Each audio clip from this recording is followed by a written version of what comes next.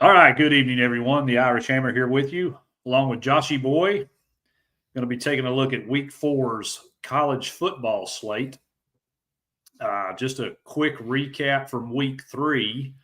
Collectively, the group went 20-10-1, and I know I had five parlays that cashed out. I'm sure Josh and Luce had a couple as well. In fact, I know for a fact Luce had at least one.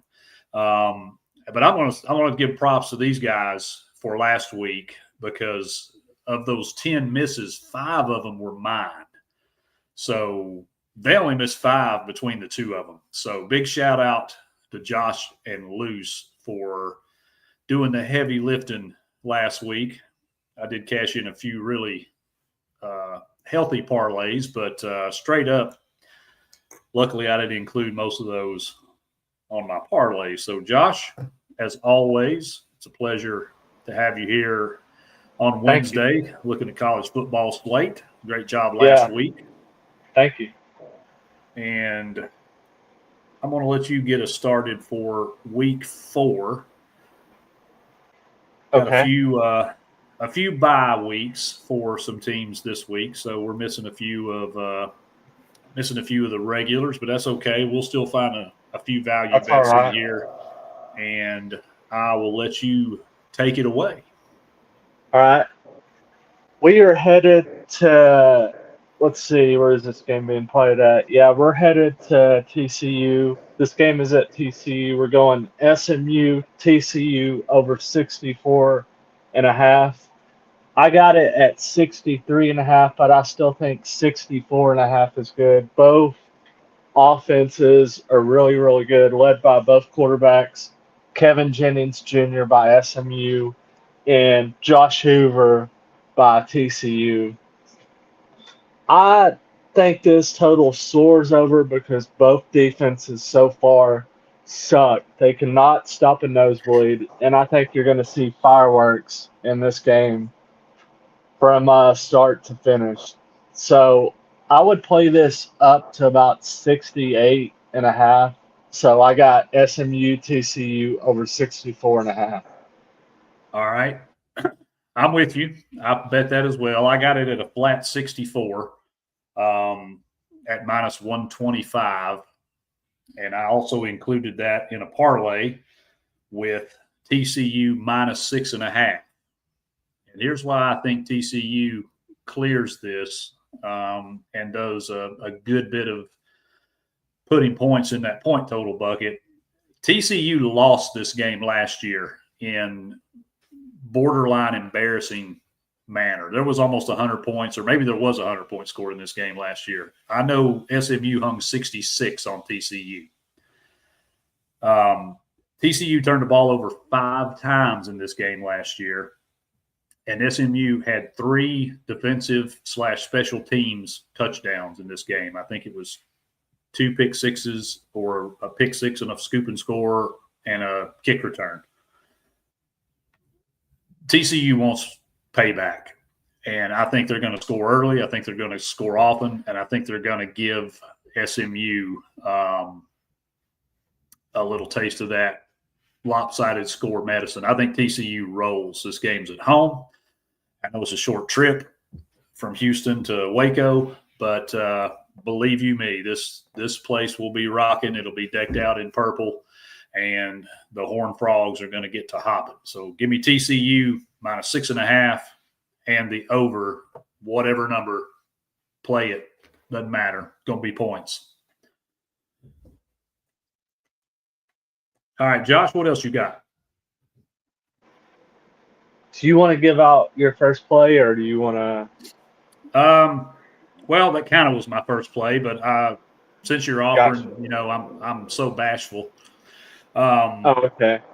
I do have a play for tomorrow night's.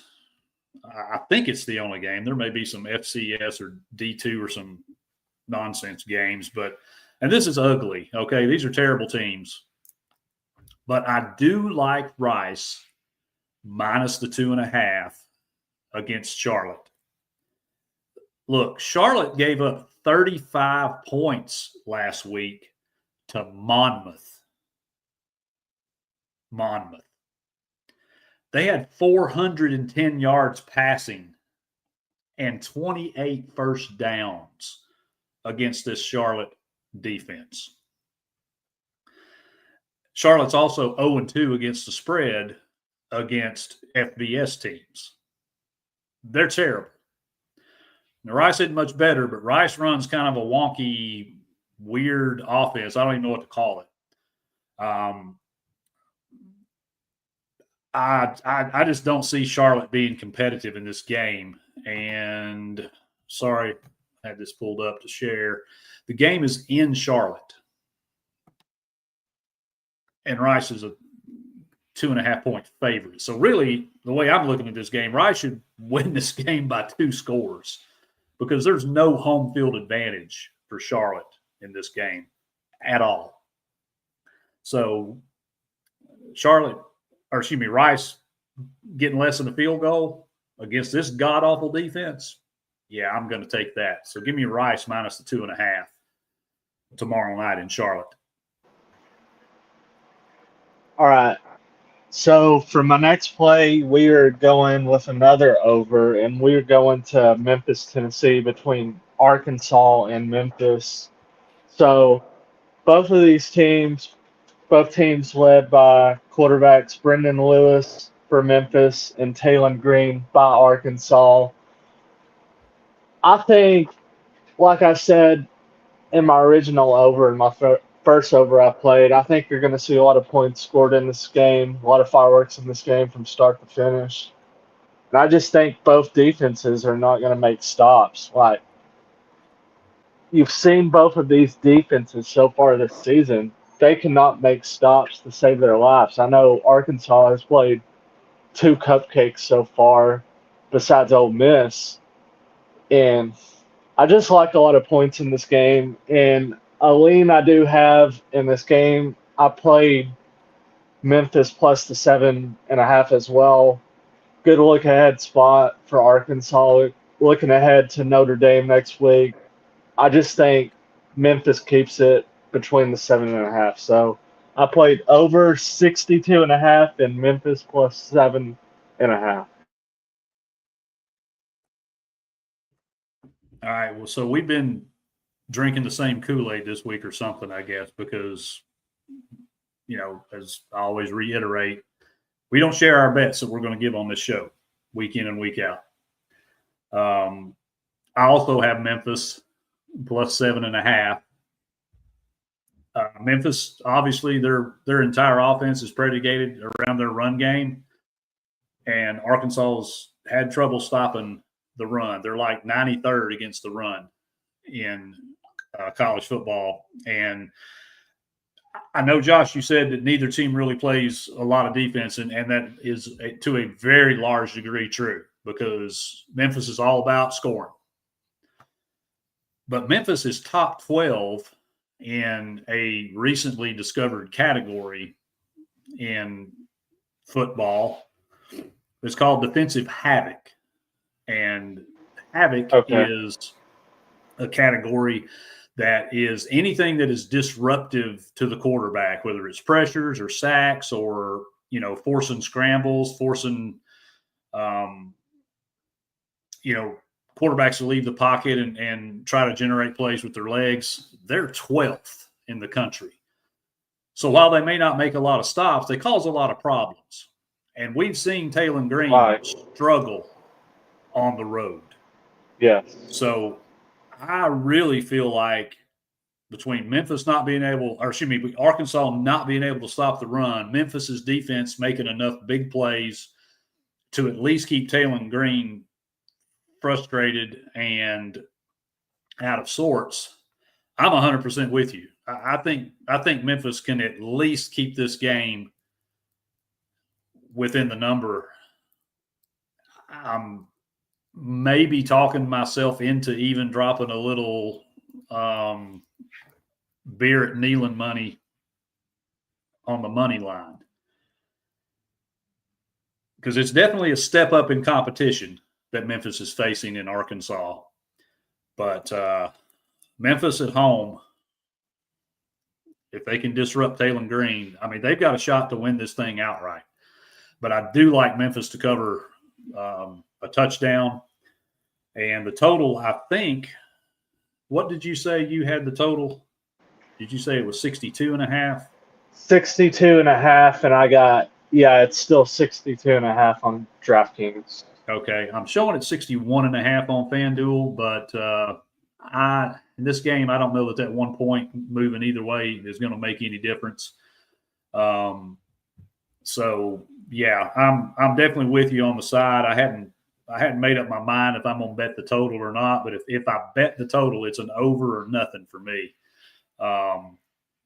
Deuce has joined us. What's up, brother? Deuce has commented, I still find it quite hilarious that Memphis fans try to talk shit to Tennessee fans. Yeah, because they always want to say how scared we are to play them. It's like, no, we just don't want to play down to that level. Yeah. Pure and simple.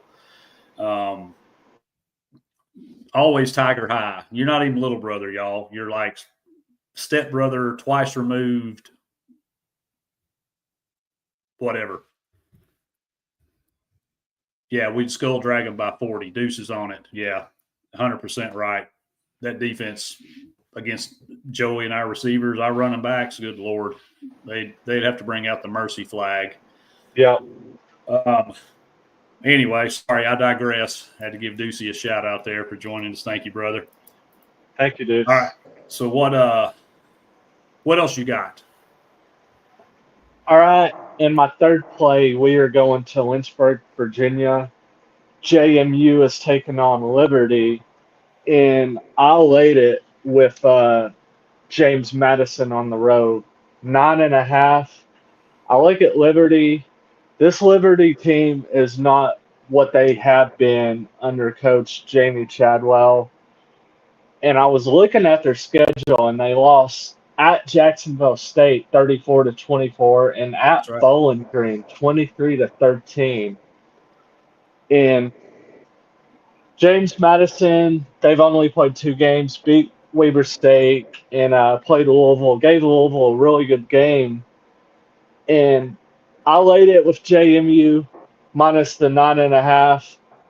I'm not really a big fan of the 2 quarterback system. I know James Madison is running the 2 quarterback system this year, but give me JMU laying the 9.5 against Liberty. No, I like that. James Madison doesn't have to score a lot of points in this game because their defense is so good, and they showed that against Louisville. I believe they covered that game because I think Luce and I were both on them in that game. Yeah, they did. So, yeah, I really like the Duke's defense. I absolutely am not a fan of this 2 quarterback system, and quite frankly, I don't understand the need to even use it. Because the one kid, and you'll have to forgive me because it's been 2 weeks and I've been sick, but the one kid can basically do everything the other kid can do except he can't pass. So I don't really understand the need to swap them out. It's kind of like the UNLV situation. I don't understand why they bring the running quarterback in because the passing quarterback can run. So I don't get it. But anyway, whatever. Not my call. Not my clown. Not my circus. But I do like the play. I think it's James Madison or nothing in that game. And what I know we didn't talk about the total. Total's only 46.5. Yeah, I don't expect a lot of points. Yeah. That James Madison defense is very stingy, and they're not exactly proficient on offense. So I think you're right on with that read. My next game is going to be Baylor and Arizona State, and I kind of lean Baylor in this game. It's not my play, but I feel like their offense can cook, and it's a 2.5 point spread, so we're expecting a field goal game. And I think this game is tight. I think it's close. I think it stays close throughout. So that's why I took the over 59.5. because 34-30, 34-31, that gets us there, and I could easily see this game getting into the 60s. So I'm probably going to end up playing Baylor to cover the 2.5. That's my lean. It's actually a pretty heavy lean, in fact. I'll let y'all know if I actually play that, but even sitting here, I'm talking myself into it. I just feel like Baylor's gonna lay it on them. They can both score though, so let me just stick to the total over 59.5, and just check the podcast page for to be determined. All right, Josh, what else you got? Yeah, next game we are going to Greenville, South Carolina. BYU taking on East Carolina. And who was Hammer? Who is BYU's quarterback this year after Jake Ratzliff left? Is it that Bear kid? No. Yes. Maybe. Let's see.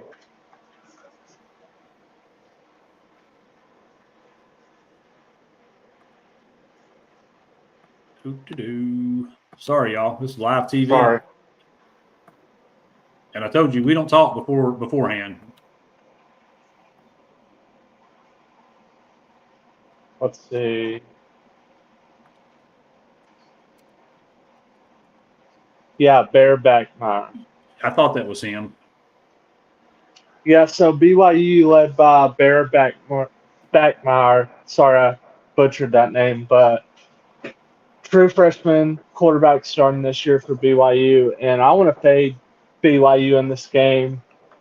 East Carolina played NC State tight in their first game of the season, and I feel like East Carolina has the better team in this game, led by quarterback Caden Hauser. And I just feel like they're going to cover this number 7.5. That's dropped down to 6.5 on DraftKings. And I think I'm going to play them on the money line, plus 185. So give me the East Carolina Pirates plus the 7.5 against BYU. I also have ECU over 6.5 wins I played before the season started. All right, very good. I haven't done a deep dive into that game yet. I have favored ECU in a couple games this year, and it's paid off. Yeah. So, is that game? It's in Greenville. Okay, so yeah, they don't have to travel to Provo. Is it a night game? Yeah, 7:30 kickoff. Okay. Deuce said, I need a beer.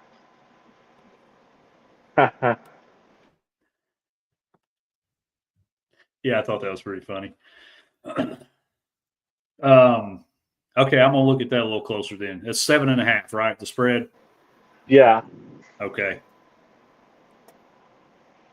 It dropped down to 6.5 on DraftKings, by the way. Okay. Well, moved in your favor. So, all right.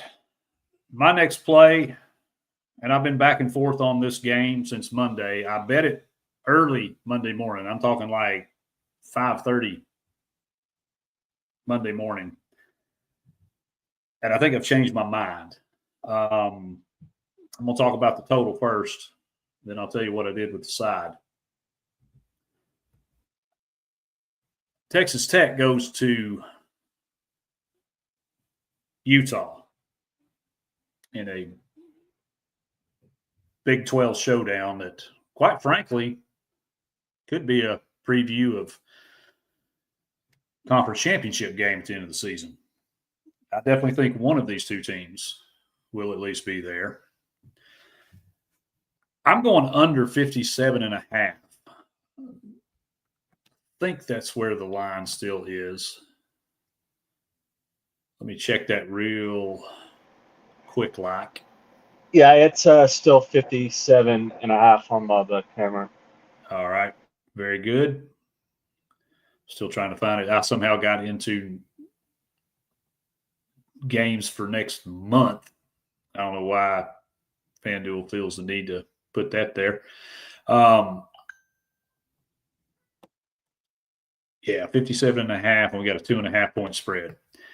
When this line opened, I took Texas Tech plus 3.5 because I feel like it's going to be that kind of game. I think it's going to be lower scoring, not low scoring, lower scoring.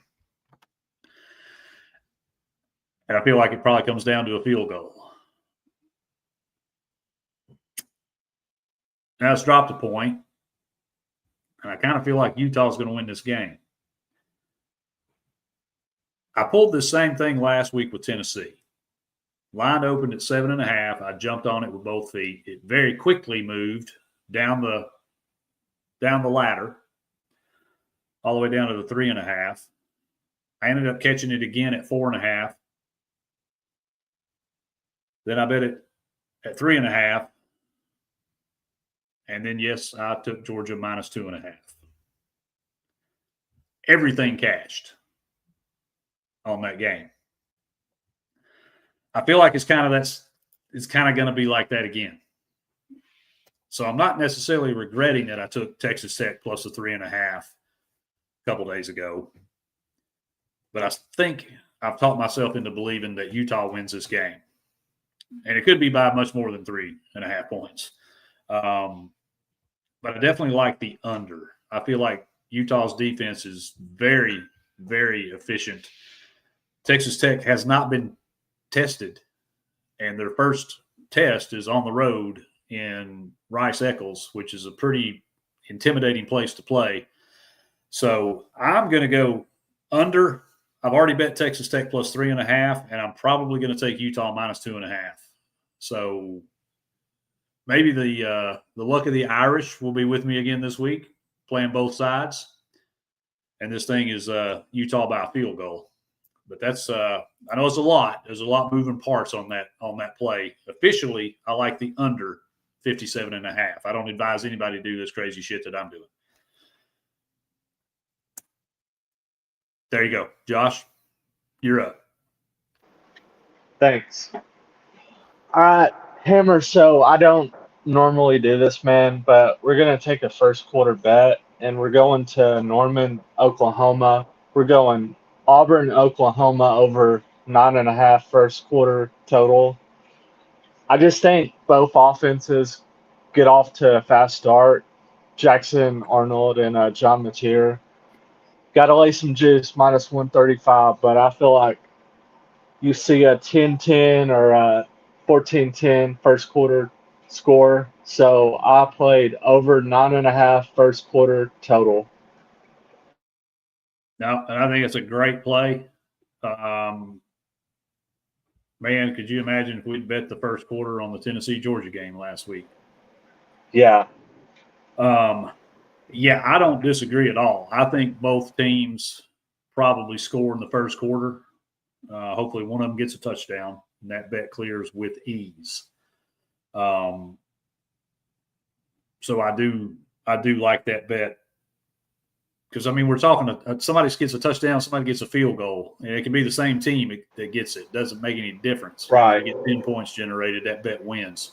So, yeah, I like that a lot. I'm definitely tailing that play. My next game,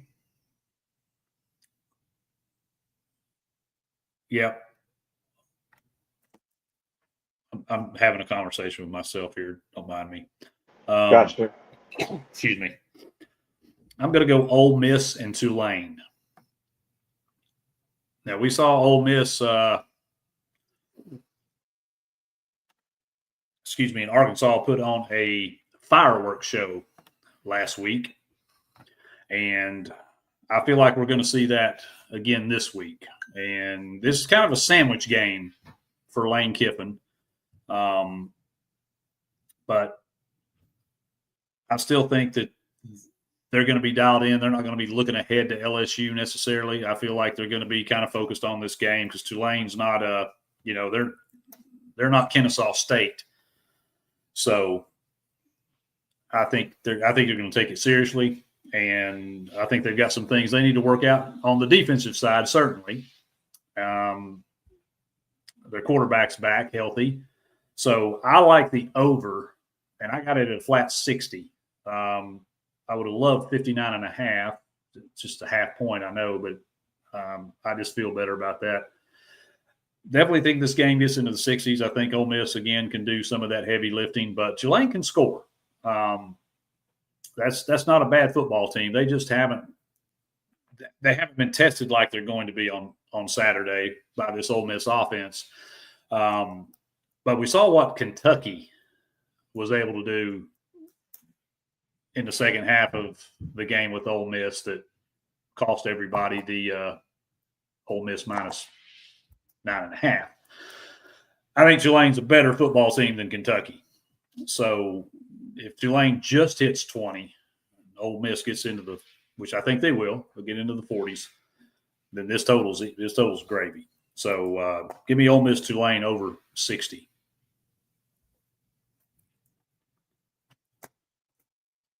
All right, Josh, what else you got? I got 2 more plays. We'll get the Tennessee last, but Hammer, what do we usually do after big teams or after teams come off big wins? Usually, generally we'll fade them. Yeah. All right, West Virginia coming off a big win against Pitt. So we are taking Kansas minus 12.5. I think Jalen Daniels and the Jayhawks, I think they just dominate this game against West Virginia, and I'm looking to fade them. I just don't think it's Rich Rod's year, even though they got a big win against Pitt last Saturday. Give me Kansas minus the 12.5. I agree with that. Plus, Kansas is coming; they're looking to bounce back. And quite frankly, I'm surprised West Virginia won that game. Just being 100% honest, I did not expect it. I thought Pitt would kind of roll in that game. So I'm glad I stayed away from it because I would have been wrong on it. I want to give you a lean just real quick.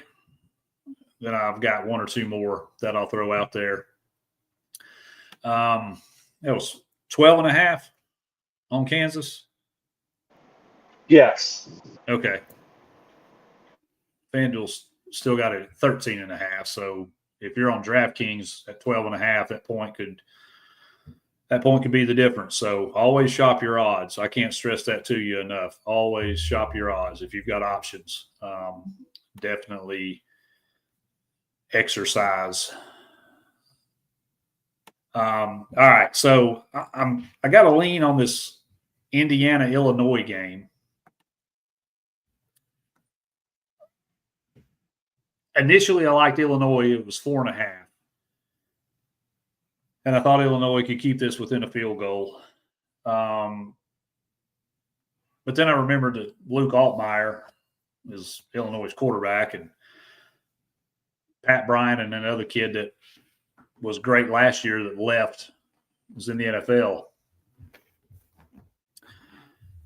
This game's in Bloomington. Indiana has been an absolute machine offensively, and their defense, I don't think people are talking about their defense enough because their offense is putting up so many points, but this is a pretty solid defense that Indiana has. So I'm leaning in this game, Indiana to cover and under 52. I want to look back at the total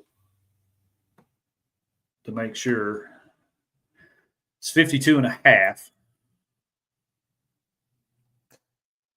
The spread is 5.5. So I liked Illinois initially at 4.5. I'm not sure that Indiana doesn't just stone them and stifle that offense. It's going to be a tough game for Illinois. If both these teams, I think, are fringe playoff teams. We saw Indiana get in last year. There's a lot riding on this game. And this is one of those ugly border war games that, all the kids got recruited by the same, they played against each other in high school. They got recruited by the same schools and all that. So I think Indiana's going to be fired up for this game. So I'm leaning the under. I think Luke Altmaier is going to have some trouble. And I think Indiana might win this game by at least 2 scores. So that's a lean. If I make it official, I'll let you know. But something to look at if you haven't is under, because I know a lot of folks are picking sides in that one, but there may not be as many points scored in that as what some folks think. And then my last official play from the college slate, that's going to be we always call it the late night get back. That's when everything goes to crap during the day in the early and evening slates, and then you got you got a Pac-12 team or something coming in. Well, this time we've got a WAC team coming in to save the day, and that's Hawaii is hosting Fresno State. It's a 2.5-point spread. 47.5 is the total. And I heard through the grapevine that Hawaii is getting their quarterback back this week.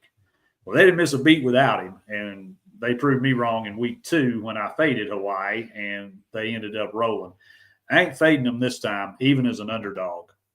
I'll take the plus 2.5, and I'm also going to play Hawaii outright. It's only 110 plus 110, but plus money's plus money.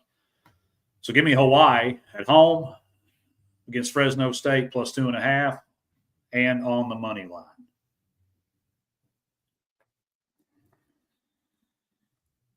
What else you got, Josh? That's a really good play, Hammer. I like that, man. I might have to tell it Saturday night if I'm losing some money.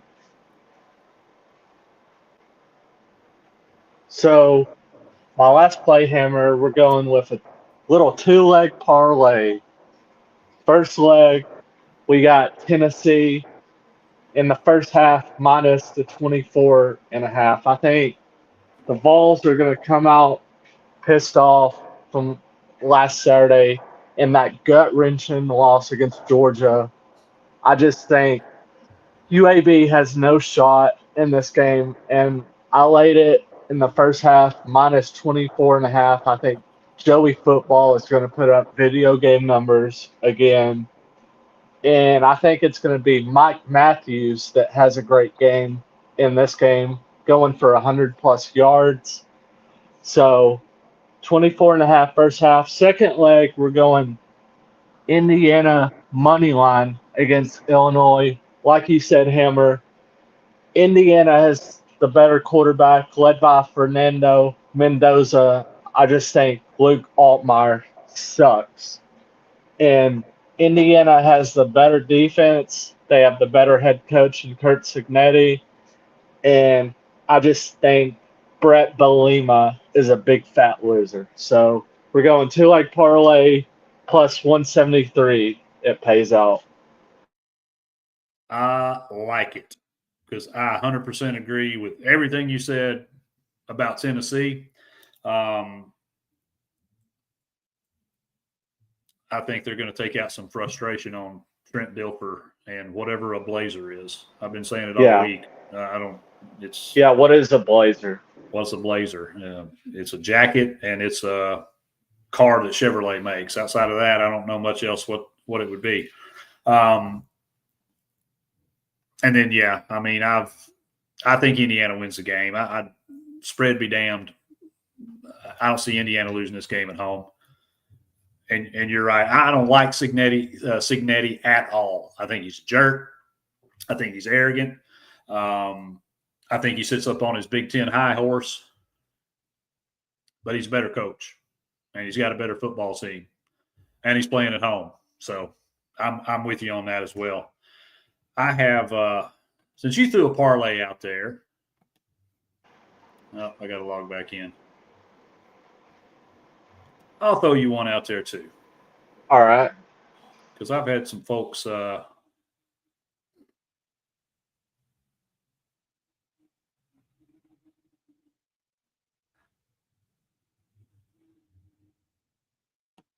Tell you what, I'm gonna do you one better than a parlay.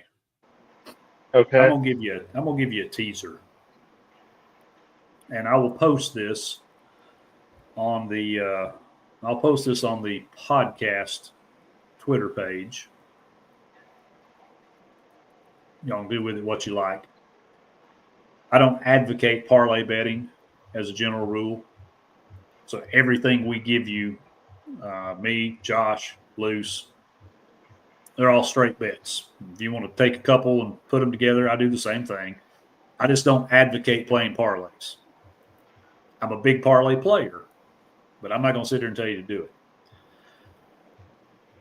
But one teaser that I've got, it's a plus 550. It's a $100 play that pays $550. It's Rice plus 3.5. It's Baylor plus 4. Arizona State Baylor over 53.5. Auburn Oklahoma over 42. TCU -1. And SMU TCU over 58.5. Now, the only play in there in that teaser package that I just rattled off that I didn't make an official play in a straight bet was the Auburn Oklahoma total over 42.5. Still analyzing that game, but I feel like there's going to be some points. Josh, you touched on it. You're expecting at least 10 points in the first quarter. Yeah. So if all that kind of holds true, we only need 32 points the rest of the game. Yep. And then that leg gets home. So I feel like we're cooking up the right recipe. Yeah, we are. For some plays this week because For sure. I mean, honestly, there's just not a ton of plays on the board that I've found value with.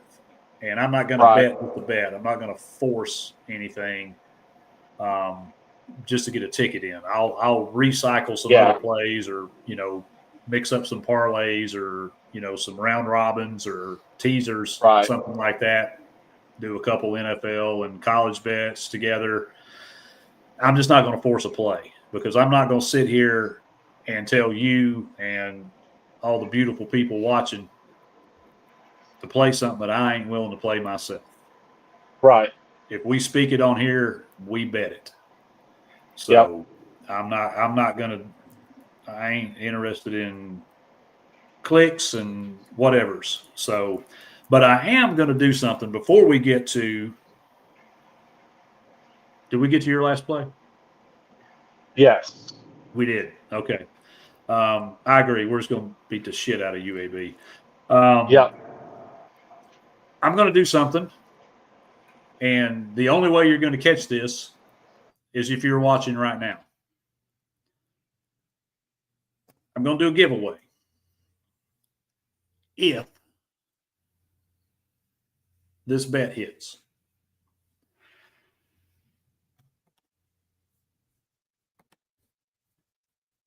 And it's an NFL play for tomorrow night. We got the Buffalo Bills against the Miami Dolphins. The Bills look like a Super Bowl contender, and the Dolphins look like they want their coach fired, which would be convenient because so does everybody else. Mike McDaniel's a moron. And how he ever got a job as a head coach in the NFL, I have no idea. I'm telling you right now, the dude eats Hot Pockets and Cheetos sitting in a beanbag chair playing video games in mom's basement. He looks like he should be running an IT room somewhere in California. Don't get that dude. However, this game looks like it's going to be a blowout because Buffalo's a 12, 12.5, 11.5, whatever half point favorite, depending on where you're looking. I think it's 12.5. So it looks like it's just going to be a molly-whopping by Buffalo. It's in Buffalo, but how we get there. So what I'm going to do, I'm going to place a $25 bet that pays $75 on two props in this game. The first one is going to be Dalton Kincaid, Buffalo's tight end. His receiving prop is at 32.5. There's not a true number one wide receiver in Buffalo. We've got Josh Palmer, ball for life. Love you, Josh. We've got Keon Coleman. We've got Khalil Shakir. None of those guys are operating in this offense as a number one. We know Josh likes to get creative when he gets pressured, especially. And Kincaid has been very reliable, and especially against Miami. In fact, he's cleared this number 3 out of the last 4 games against the Dolphins. The other play I like in this game is on Devon Achane. I like his receiving yards prop, but then there's another prop that caught my eye when I was scrolling through, and that's the longest rush. And that number is 13.5. Bills haven't been they've not been great on defense this year. They've definitely got some issues in the secondary. We saw that in the Baltimore game. They are somewhat susceptible to the run, and I don't know if you've heard the latest injury report, but Ed Oliver and Matt Milano are both out for this game. Ed Oliver, the big all-pro defensive tackle, Matt Milano, all-world linebacker, and he would primarily be responsible for Devon Achane out of the backfield on pass plays. But I think Achane can bust one on this Buffalo defense, catch him sleeping, draw play on 3rd and long, something like that. So the play is going to be Dalton Kincaid over 32.5 receiving yards and Devon Achane over 13.5 yards for the longest run, his longest run.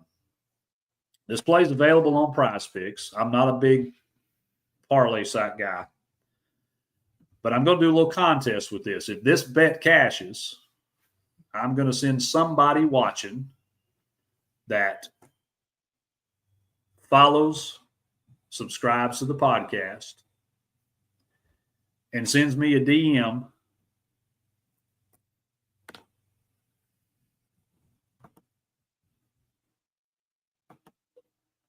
with Kincaid 33.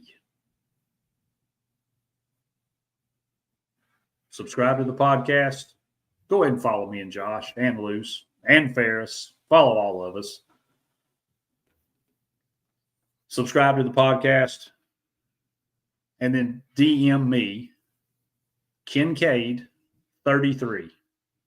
And I will enter you in a drawing for $25. Just because you watched on the show tonight.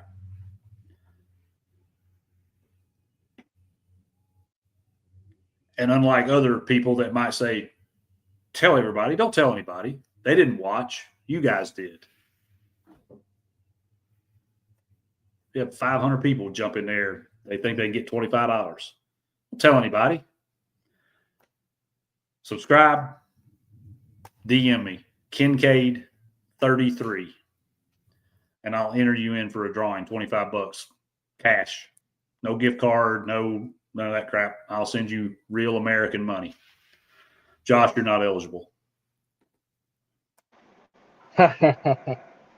Anything else you got for everybody before we wrap up? Yeah, so Hammer, what are your thoughts after the gut-wrenching loss against Georgia? I am trying to find the right word. I hate that we wasted such a heroic and record-setting performance from Joey to lose that game in overtime.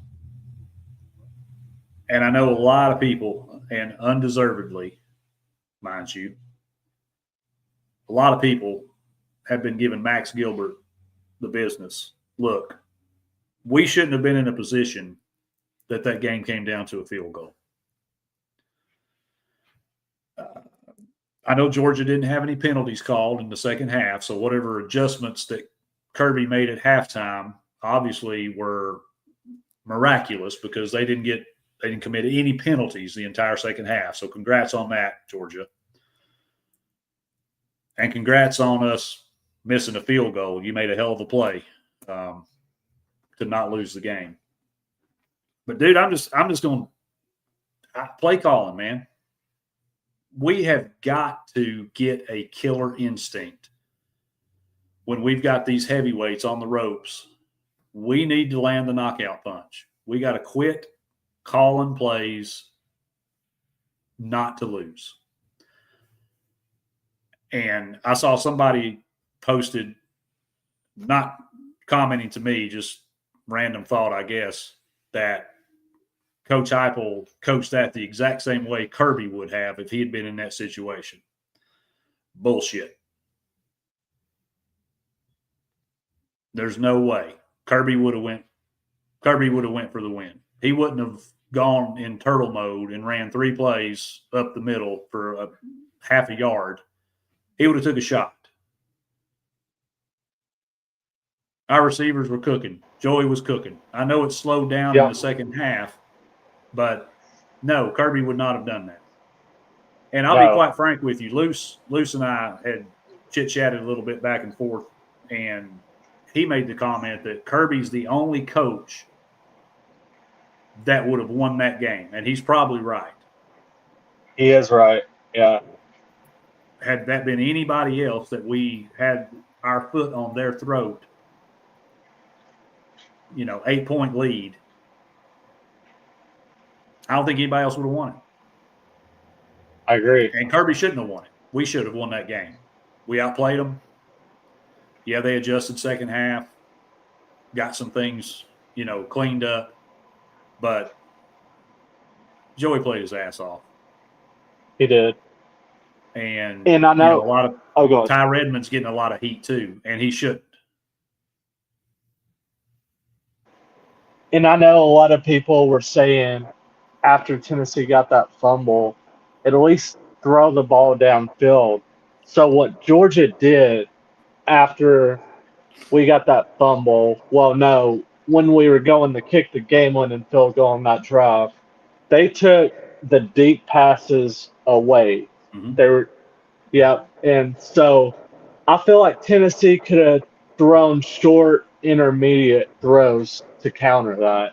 I just wanted to get your thoughts on that. Yeah, no, they made, that was one adjustment they made. They were playing kind of single high with their safeties. They were creeping their safeties up, and I think we caught them a few times on some RPO and read option type stuff.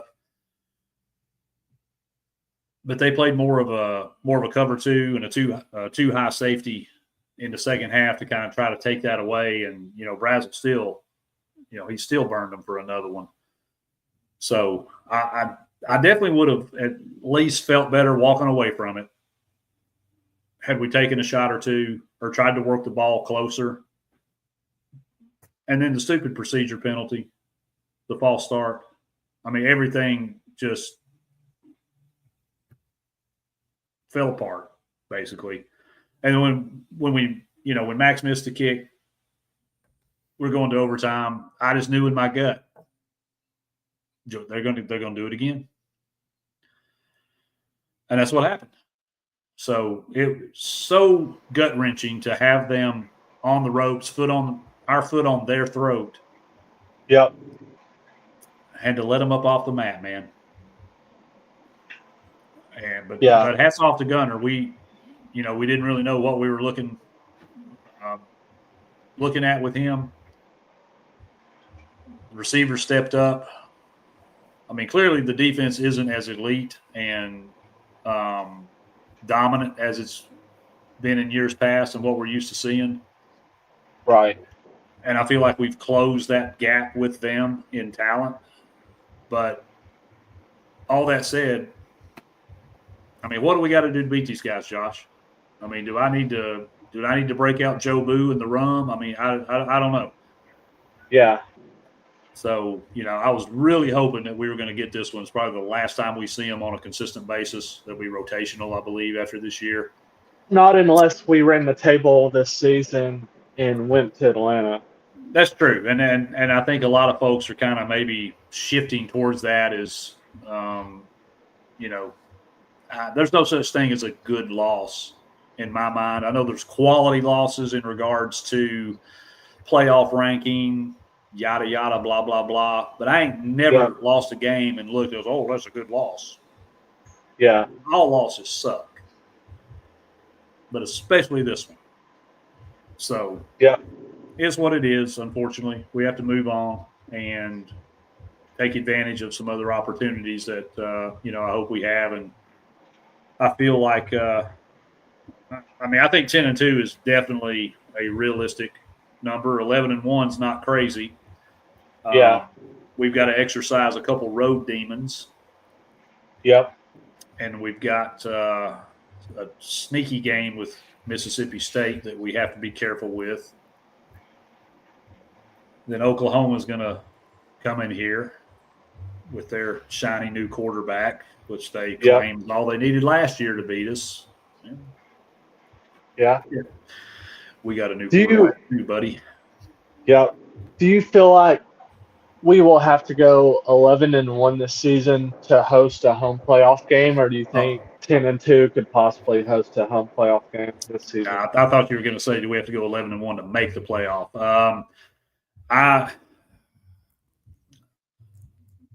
I would love to say, yeah, I think 10-2 gets us a home playoff game. I'm not convinced it would. 11-1, no question. I don't know that 10-2 is going to be enough. Yeah, because we saw that last year against Ohio State. We thought we were going to host a home playoff game going 10-2, but that didn't happen. Yeah. So I don't think anything short of 11-1 guarantees us a home game. It'll all depend on how the rankings shake out. But I just think because for the same reason that we have 5 stars drop to 4 stars when they commit, when we make the playoff, I just assume unless we're in the top 5 that we're not going to get a home game. So yeah, you people suck. Hammer, before we end the show, I wanted to bless the viewers with one more parlay. Lay it on us, homie.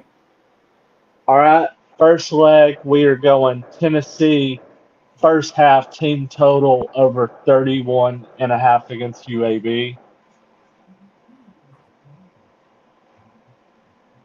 Okay. Second leg, we are going Memphis plus 7.5 against Arkansas.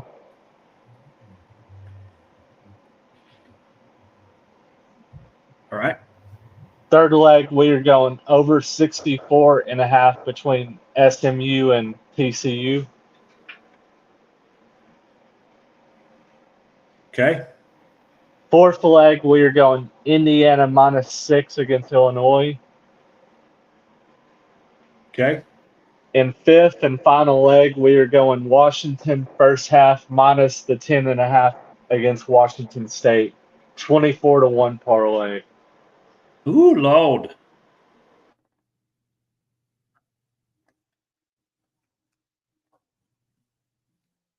Yeah, we didn't talk about the Apple Cup. Yeah. I think Washington rolls in that game. I do too. Yeah. I mean, talking apple butter rolling. It's gonna be ugly for Wazoo. So you don't think they'll be looking ahead to Ohio State next week? I don't, because they know they ain't got a shot in hell of beating them. Yeah, I agree. So now this game used to be everything. Yep. It did. I always play at the end of the year, and just because just because they're in two different conferences now doesn't make this hatred go away. Right. They're still bitter. So yeah, it'll be important enough for Washington to not look ahead to a game that they know that they're going to get just beat down. Destroyed. Absolutely. Yeah. So you got Tennessee's team total over 31.5. Yep. Memphis plus 7.5. SMU TCU over 64.5. Indiana -6 and Washington -10.5. That's total game, right? Yes. Okay. I was making sure. I didn't think you'd said first half, and I couldn't imagine the spread being 9.5. That's first half. Yeah. That is first half. Okay. Yes. I thought you said that, and I thought, no, surely not. But no, I think you're right. Because isn't that game like 23 and a half? 2.5? But maybe, yeah. Yeah, it's a big spread. Yeah, I knew it. Well, that's why I kind of stayed away because I thought it was a lot of points. That spread is 19.5. FanDuel's got it at 20.5. Wow. And Washington's they're -102 at -20.5. So it could get ugly. So it could. So one last question before we end it, Hammer. Notre Dame most likely not going to make the playoffs after starting 0-2. So what do you think the committee does to replace Notre Dame's spot? Do you think they add another Power 4 team, or do you think they add like another Power 5 team? I don't see an extra group of 5 team getting in. Unless you've got like a Boise and a Memphis, like 2 just absolute superpower G5s that have multiple wins over group of 4 teams or Power 4 teams. Sorry, all this stupidity. I don't see it because you're going to have the Big Ten in one ear, the SEC in the other, and then one of those little ankle-biting conferences are going to be yapping about, well, we need another team in too.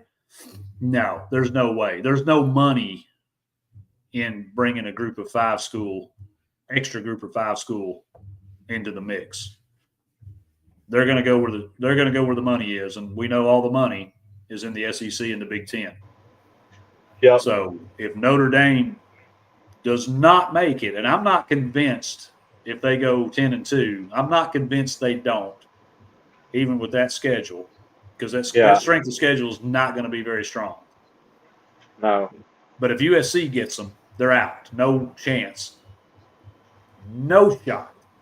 If Notre Dame loses another game. And they're on pretty thin ice even at 10-2 just because their strength of schedule is going to drown them.